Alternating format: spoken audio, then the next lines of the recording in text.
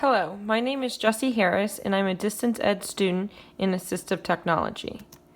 For my two low-tech assistive devices, I chose a PEX board and a pencil grip. A PEX board is a picture exchange communication system, and it's an essential tool for nonverbal individuals. I was first introduced to a PEX board this summer during my practicum.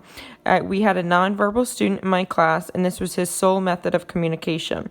He was able to use this to communicate. He heavily relied on it.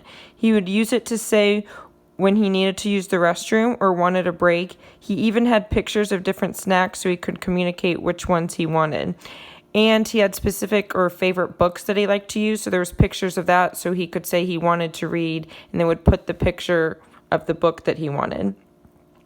This was my first time I had been around a PEX board, but I was very intrigued by it and found it very beneficial and effective for the student.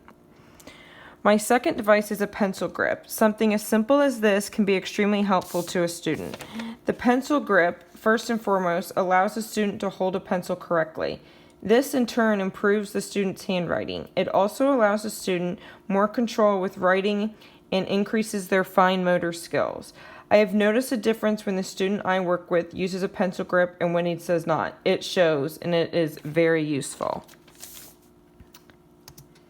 Next are my two high-tech assistive devices. First is Proloquo to Go, and it's an alternative and augmentative communication. It's an app on touchscreen devices such as iPads. It's essentially the PEX board digitalized. It provides voice for individuals who are nonverbal or who have difficulty speaking.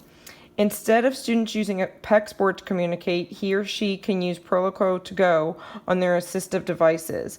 They are able to touch the picture and it speaks it back to them in order to communicate. It is very interactive and user-friendly, and you can customize it for each student's individual needs. There are folders of categories a student can choose from.